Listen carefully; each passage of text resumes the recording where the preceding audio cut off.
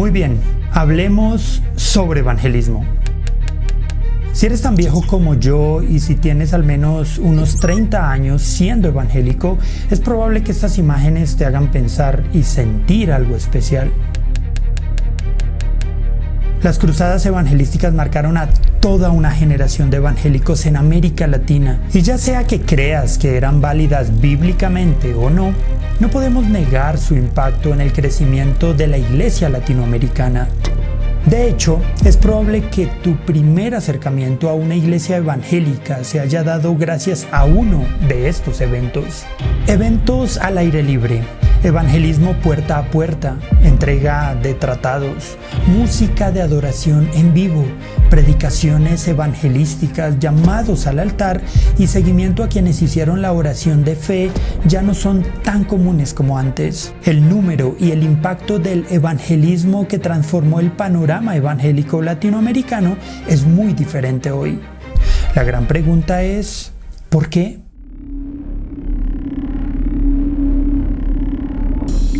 Antes de responder a esa pregunta, es importante que definamos claramente los términos. Es común que en nuestra mente estén un poco mezclados términos como misión, misiones y evangelismo. De hecho, hicimos esta pregunta en YouTube mientras preparábamos este material. ¿Los términos misión, misiones y evangelismo son sinónimos que apuntan todos a la Gran Comisión? Lo interesante es que la gran mayoría de nuestros seguidores piensan que son sinónimos. Pero si definimos sinónimo como las palabras o expresiones que tienen significados iguales, tal vez la mayoría de los que respondieron esta pregunta tengan que replantear su respuesta. Ahora sí, veamos una definición de cada uno de estos términos. Okay, comencemos definiendo cada uno. Misión, ¿qué es la misión? Y de una manera muy básica que se ha definido a lo largo de los años es que la misión es el plan de redención de Dios, de reconciliar consigo mismo todas las cosas a través de Cristo. Entonces, deberíamos pensar en la misión como el proyecto más grande de Dios para la humanidad. Esto es que personas de cada tribu, lengua y nación le conozcan y que vivan con y para Él por la eternidad. Si entendemos esto, comprenderemos que no existe un mayor proyecto en el universo que este. Entonces, si comprendemos la misión, ahora la pregunta lógica es, ¿cuál es la diferencia con las misiones? ¿Qué son las misiones? Bueno, las misiones es el trabajo de la iglesia local de unirse a la misión de Dios, ¿verdad? Nosotros como iglesia no somos los salvadores del mundo, el Salvador es Cristo, pero sí nuestro trabajo es compartir esta noticia, este plan de redención a todos los pueblos de la tierra. Veamos esto como la forma en la que nos incorporamos o nos unimos a un plan gigantesco. No somos quienes desarrollamos el plan, no lo dirigimos, mucho menos lo vamos a culminar. Simplemente hacemos un aporte infinitamente pequeño frente al colosal plan que Dios ha ordenado desde la eternidad, que empezó en la cruz y que culminará en el día del regreso de nuestro Salvador. Así, nos unimos a millones de hermanos a través de la historia de hoy y del futuro que en todo el mundo llevan y llevaron adelante este plan a través de las misiones. Finalmente, es clave determinar qué es el evangelismo y cómo esto encaja en todo lo demás. Las misiones van acompañadas de eso y otro término que incluye esta pregunta, que es el evangelismo, ¿no? Usamos esta palabra para identificar la acción de evangelizar, y esto es compartir el mensaje de las buenas nuevas de Jesucristo en nuestro propio contexto cultural o personas de otros contextos culturales, ¿no? Entonces es importante poder comprender la diferencia entre cada una de estas palabras, de estos términos, pero también cómo interaccionan, ¿verdad? Cuando evangelizamos, estamos haciendo misiones. Cuando hacemos misiones, estamos participando de la misión de Dios. Ahora podemos estar de acuerdo en que tanto la misión, las misiones y el evangelismo son términos que deben ser ampliamente encarnados y difundidos como parte de la identidad más básica de la iglesia. Pero estamos de acuerdo en que las formas en las que evangeliza la iglesia no han sido las mismas a través de toda la historia de la iglesia. Desde los tiempos de los apóstoles, la iglesia siempre ha vivido en misión. Quizá por momentos pareciera que la iglesia se ha quedado quieta y por muchos otros que ha avanzado mucho más activamente. No obstante, el hecho de que una pequeña comunidad que nació en Judea hace más de 2 milenios se haya extendido por todos los países del mundo es algo que demuestra el carácter del cristianismo, un pueblo en permanente movilización. Ahora, después de toda esta explicación, es importante volver al inicio y saber qué nos trajo hasta aquí y por qué tenemos esa idea del evangelismo al aire libre como un paradigma de lo que significa evangelizar. Nuevamente debemos regresar en el tiempo al siglo XVIII, al nacimiento del movimiento evangélico o evangelicalismo. Cuando George Whitefield sacó por primera vez el culto tradicional de la iglesia oficial y empezó a predicar al aire libre, se marcó un antes y un después en la historia del evangelismo. Empezaría el primer gran despertar. Ya no era necesaria una congregación para poder llevar el mensaje de salvación a los pecadores. Se podía montar una plataforma para predicar en cualquier parte. Una buena síntesis de esto es la famosa frase de John Wesley que dice: "El mundo es mi parroquia". Tanto en Inglaterra como en las colonias de Norteamérica, la predicación itinerante y al aire libre se volvió la regla del evangelismo. Especialmente en Norteamérica, los metodistas y los bautistas impulsaron el evangelismo hasta los límites del país. Esto desembocaría en el segundo gran despertar, que aumentaría la popularidad de este método. Es aquí cuando se popularizan los llamados al altar, la música en las campañas evangelísticas y la asociación con las iglesias locales para acoger a los nuevos convertidos. Generación tras generación de predicadores al aire libre abrazaron esta idea sobre lo que significaba el evangelismo. Luego vino D.L. Moody, las decenas de famosos predicadores del avivamiento de dones espirituales, también Billy Sunday, Billy Graham y muchos más. Ese modelo de grandes campañas evangelísticas llegó a Latinoamérica y probablemente haya influido de forma importante en el crecimiento del evangelicalismo en nuestra región. Evangelistas como Gigi Ávila o Luis Palau fueron muy reconocidos por emplear estos métodos. Era un método realmente práctico, ya que en muy poco tiempo se podía llegar a un gran número de personas de forma muy efectiva. Los eventos se empezaron a hacer intencionalmente atractivos y producían resultados bastante predecibles. No obstante, desde el cambio de siglo parece que hubo una transformación. Las nuevas tecnologías parecen estar cambiando la forma en la que evangelizamos. Y entonces nos tenemos que preguntar, ¿ha cambiado la forma en la que hacemos evangelismo hoy? Campañas evangelísticas en lugares públicos, repartir tratados o evangelizar puerta a puerta son cosas del pasado. Tenemos que entender dos cosas. Ha habido una revolución tecnológica, ¿verdad? Las últimas décadas, desde los 80 hacia acá, todo el desarrollo tecnológico se ha incrementado de transporte, medios de comunicación, redes sociales, y estos también son medios que se pueden usar para compartir el mensaje del evangelio. No puedo decir que algunas cosas han caducado, ¿verdad? Pero sí podemos usar nuevos medios, nuevos métodos, nuevas formas de compartir el mensaje del evangelio. Entonces tenemos que entender que evangelismo hoy lo hacemos diferente a cómo hacíamos evangelismo hace 4 o 5 décadas atrás como iglesia. Parece entonces que un choque entre los métodos de evangelismo que la iglesia ha usado por siglos y una sociedad mucho más tecnológica pudo haber creado un gran vacío en la comprensión de cómo se lleva a cabo un evangelismo bíblico. Fruto de esto es que muchas iglesias se han separado radicalmente del ejercicio evangelístico y las únicas maneras de atraer a nuevas personas a sus filas es atrayendo a creyentes de otras iglesias evangélicas, ya sea con un estilo más agradable que encaje con la sociedad de consumo o con la promesa de contener unas bases más bíblicas. No obstante, lo que parece es que el movimiento evangélico latino dejó de ampliar sus límites entre los no creyentes y en la mayoría de los casos el crecimiento numérico se trata simplemente de una movilización interna. Esto trajo como consecuencia que el evangelismo haya perdido relevancia y significado entre los creyentes de hoy. Una evidencia de esto son los estudios al respecto. La percepción general sobre el evangelismo, según un estudio de Barna sobre cómo hacen las misiones globales y el evangelismo, ha ido cambiando, especialmente entre las generaciones más jóvenes. Un reciente estudio titulado Translating the Great Commission de Barna mostró que solamente el 17% de las personas que asisten a la iglesia norteamericana han escuchado de la Gran Comisión y saben qué significa el término. El otro 83% no lo ha oído o no están seguros si lo han oído o lo han oído pero no recuerdan su significado exacto. Más allá, investigaciones de Barna del 2018 demuestran que la edad hace una diferencia significativa en el reconocimiento de la Gran Comisión.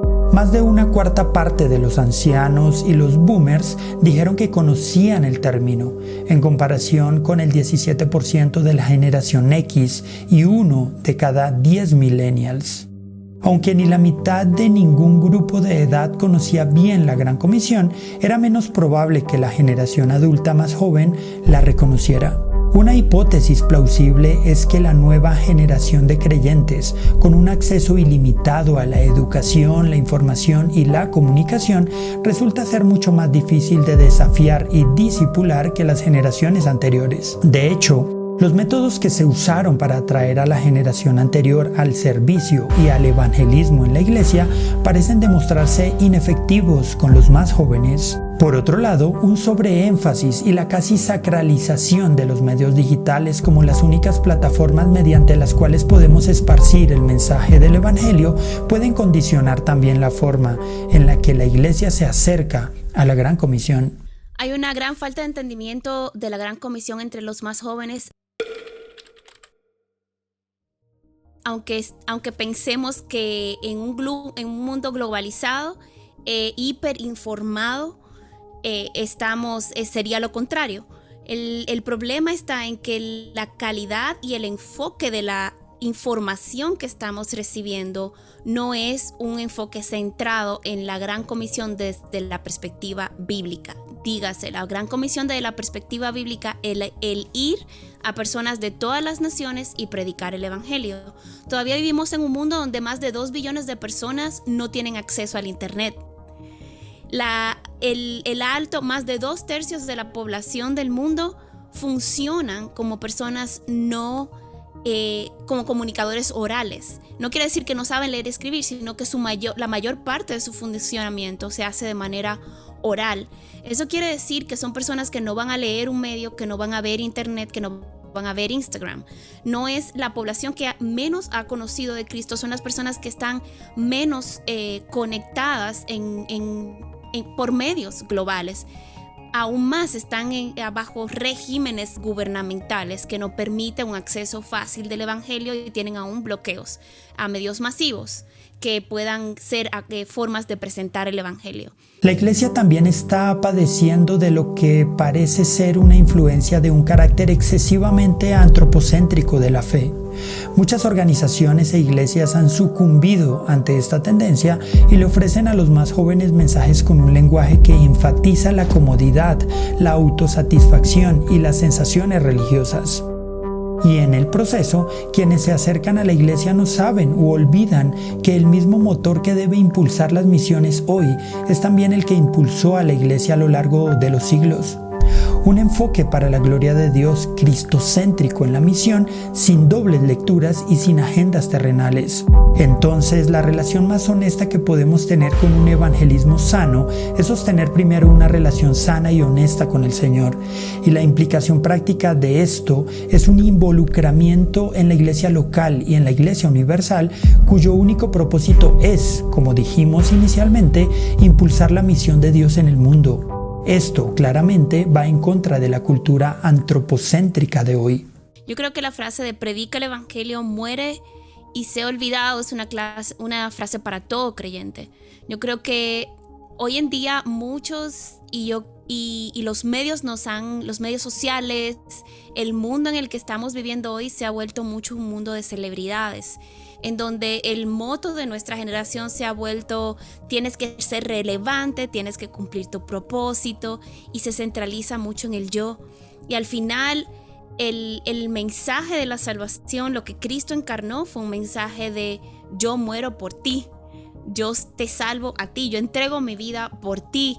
Entonces no es un mensaje aún el Dios que nos salva para su gloria, es un mensaje de sacrificio por los demás. Y ese ejemplo que nos dejó Cristo es el ejemplo que nosotros debemos seguir, con el entendimiento de que no somos Dios.